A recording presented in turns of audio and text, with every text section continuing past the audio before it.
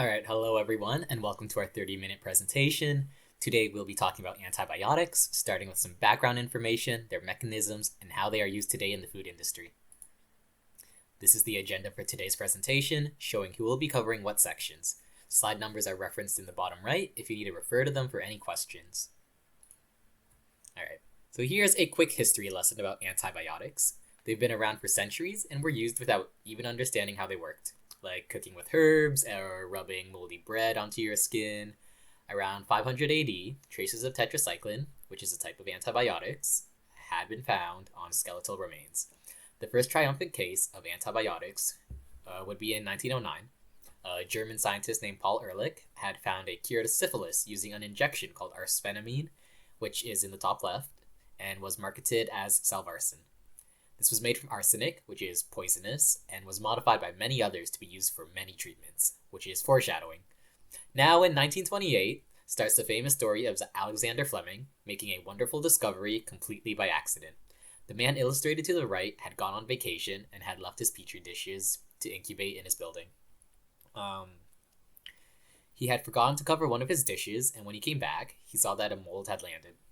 This mold showed inhibition rings preventing the bacteria culture to grow near it.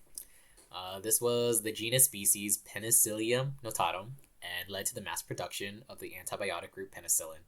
Discoveries still keep happening, and in 2015, a Nobel Prize was given out to a Chinese scientist for pursuing traditional Chinese medicine. Yao Tu, the lady in the bottom left, had been researching the artemisinin plant since 1972 and discovered its effectiveness in combating malaria. Antibiotics are seen as a wonderful silver bullet that can be a cure to all, but this is a misconception that is causing the rise of antibiotic resistance. The word antibiotic is Greek, which means against life, which is rightly named because it kills bacteria.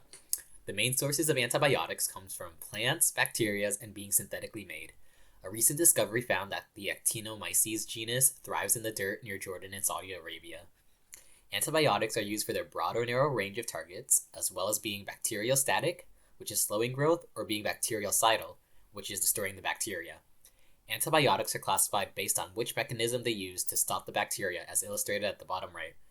There are the penicillins and cephalosporins, which destroy cell walls, the fluoroquinolones, which target DNA synthesis, and macrolides, tetracyclines, and aminoglycosides, which inhibit protein synthesis.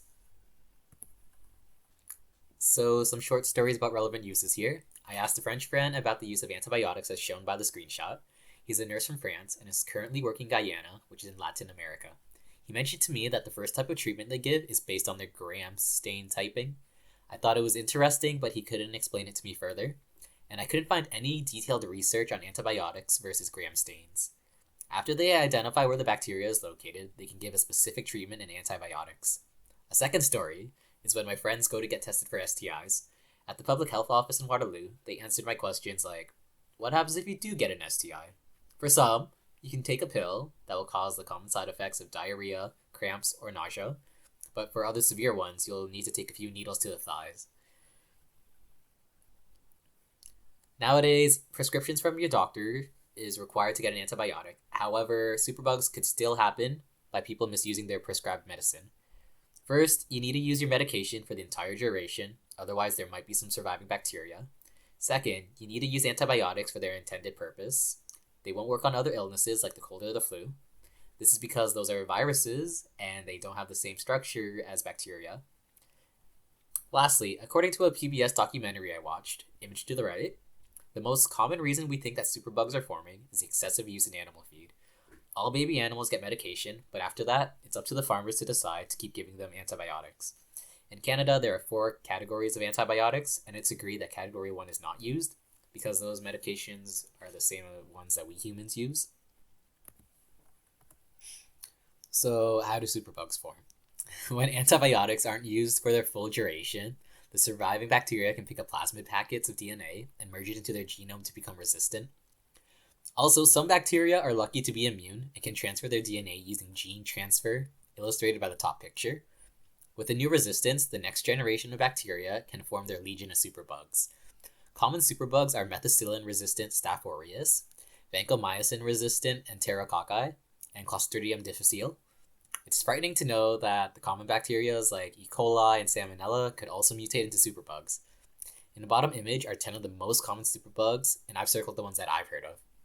According to a report in 2006, superbugs killed at least 23,000 people in the United States, with nearly $2 billion spent that year in aiding the initiative. However, in perspective, that's only 2% compared to how many COVID deaths there are currently. Unfortunately, misfortune will happen to each and every one of us. However, we have a few experimental remedies to help. One of them is immunoglobulin therapy, which is injecting type G antibodies into you. These are the most common and versatile antibodies, which tag onto the bacteria as a target for your white blood cells to attack. Another experimental treatment is bacteriophage therapy. By exploiting what we know about phages, like how they target specific bacteria and how they pop their hosts, we can attack superbugs. Although this is risky and difficult to do because creating bacteriophages without a host seems impossible. There are some hypotheses about phage resistance becoming the next resistance. C. difficile has a specific treatment of a fecal transplant. This reintroduces the missing intestinal bacteria. As a last resort, there are a few drugs that can be used. One of them is colistin, and it's been reported that some countries have been using this in their animal feed. So while antibiotics are used to kill bacteria, they will attack all bacteria indiscriminately. 1 week's worth of antibiotics can harm up to 9 years worth of your gut bacteria. With that in mind, patients should try to restore this. Eating probiotics like lactobacillus yogurts and encouraging their growth by eating prebiotics like kombucha, fermented, and high-fiber foods are great ways to do so. So while superbugs may exist and are resistant to antibiotics, they can still die by cooking your food, keeping places sanitized, and by simply washing your hands. So for mechanisms, antibiotics will either kill microbes or simply inhibit their growth. And how they do this is by targeting various aspects of a bacterial cell. And the aspects I will be covering today is the cell wall synthesis, protein synthesis, and DNA replication.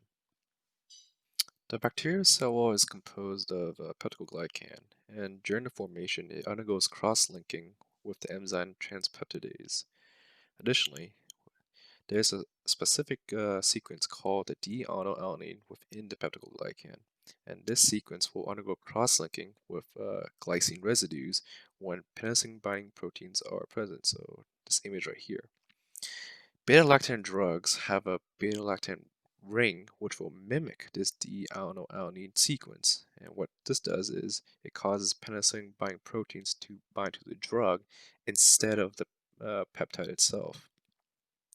And what this does is it disrupts the cell wall synthesis and compromises the cell wall.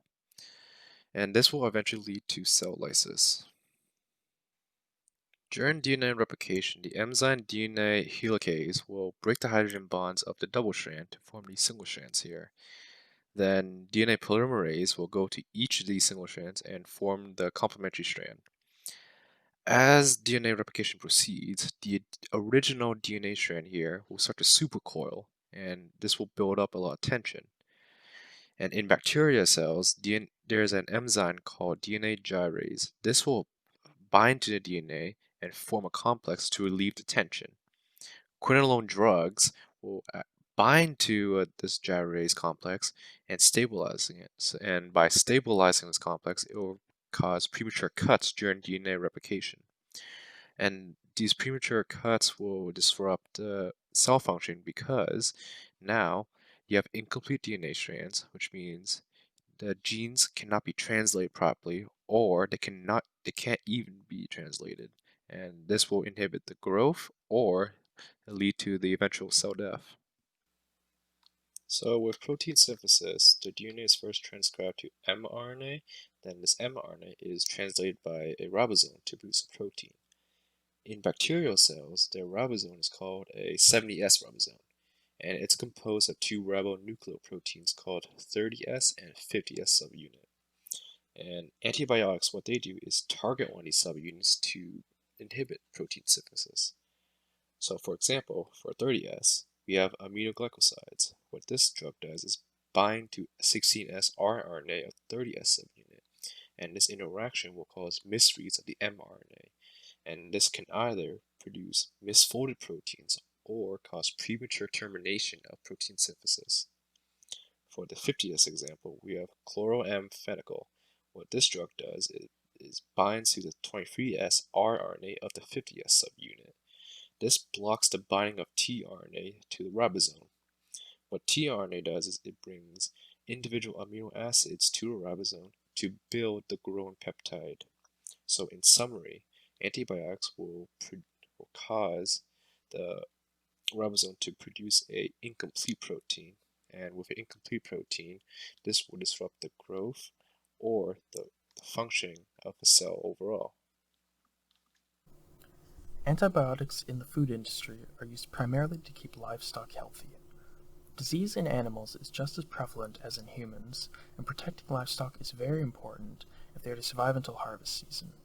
Today, I will be talking about the regulations imposed on antibiotic use in animals, the types of treatment they are used in, and then talk about some of the practical applications in the industry.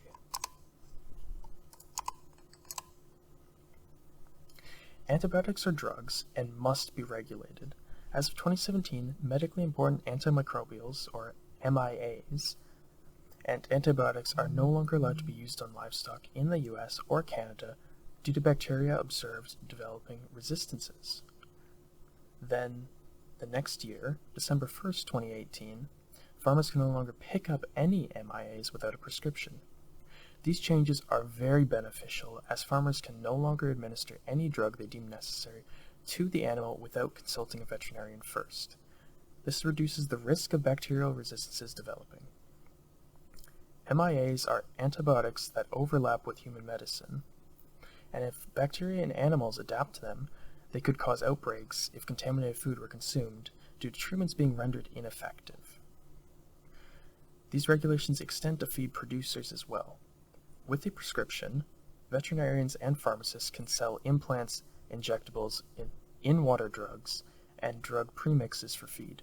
Commercial feed mills can sell you feed containing a prescription drug in the form of a supplement, micropremix, macropremix, or complete feed.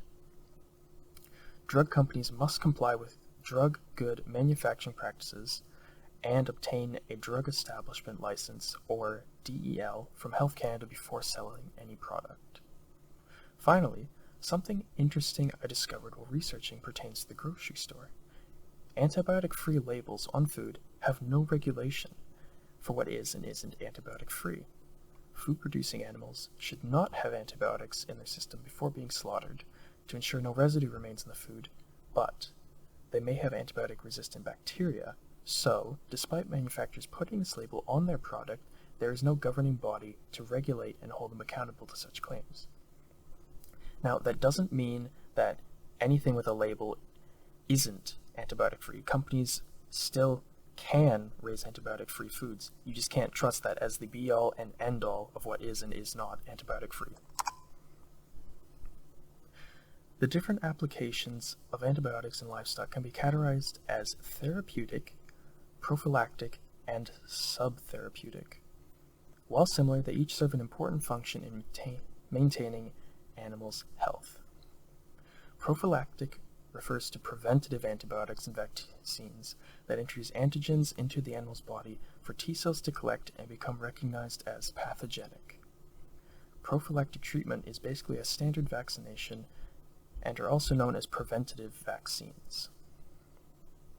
Therapeutic vaccines also introduce antigens, but their main goal is not to teach the body about a new illness, it's to encourage the body to fight harder against an illness it already has. And finally, subtherapeutic antibiotics are given in low doses as feed and water additives over long periods of time. They can be used for disease treatment, prevention and control, and or growth promotion by improving feed efficiency and daily weight gain through alterations in digestion. Now, combating disease in animals is the number one reason why you would use antibiotics in the first place. The high population density of livestock in modern industrial-sized operations results in rapid sharing and spreading of pathogens. Taking the previous methods and applying them to treat disease in animals that are sick to control these disease in a group of animals when some are sick, and to prevent disease in animals that are at risk of becoming sick is the primary goal. For example, on the treatment side, 16% of all lactating dairy cows in the US receive antibiotics for clinical mastitis each year. Mastitis is an inflammation of the mammary gland, and mastitis in dairy cows is caused by udder infections resulting from bacteria being introduced during the milking process or from environmental contact. The antibiotics used to treat this are primarily penicillin, cephalosporins, or beta-lactam drugs. Now, beef cows, 15% of them that enter feedlots receive antibiotics for treatment of clinical respiratory diseases. These are pneumonia, bronchitis, tracheitis, or rhinitis. These impact growth and the lifespan of a cow, as if left untreated, they can be fatal, which is not what farmers want, and loss of product can be very costly. However, preventative medicine is a very large part, and nearly all dairy cows receive intramammary infusions of prophylactic antibiotics following each lactation to prevent and control future mastitis. Antibiotic doses are also administered to 10% of healthy calves to prevent and anticipate outbreaks of respiratory diseases. 42% of beef calves in feedlots are fed tylosin to prevent liver abscesses that negatively impact growth, and 88% of growth swines in the US receive tetracyclines or tylosin in their feed for disease prevention and growth promotion purposes. As you can see, a small portion of using antibiotics in the farming industry is actually treatment, but a large portion of it is actually preventative medicine. So, while the antibiotics are important for killing bacterial infection, subtherapeutic treatment is number one, and that is why they may develop resistances. It's these long exposure times of low doses to prevent disease, but this can be a problem. Now, the pictures I have on screen here, I'm going to explain them. The one on the left is of a cow with mastitis, and it shows the inflammation and swelling that the mammary glands or udder would present. And then on the right here is what the difference in milk looks like. On the left, you have regular cow's milk, and on the right, you have milk from a cow with probably severe mastitis. As you can see, it has a watery appearance, there's flakes, clots, and sometimes there can even be pus in the milk. This is not desirable. Now, to summarize our presentation, antibiotics have been around for centuries, and they will continue to be around because they are vital for us controlling disease. Classification is based on the mechanism of destroying bacteria. Misuse creates resistant bacteria. Animal feed may be a primary cause of this, due to it being subtherapeutic treatment. Antibody and bacteriophage therapy are treatments to superbugs.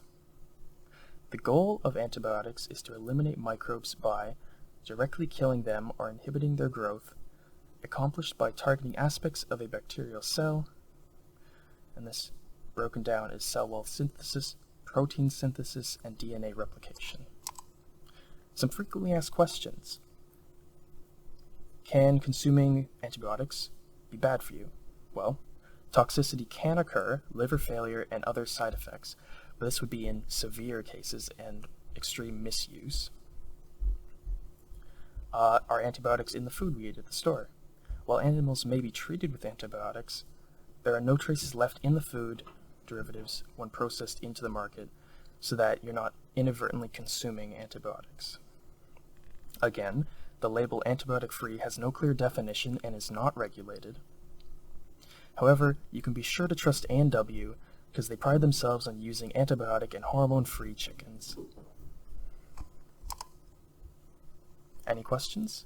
Thank you for watching.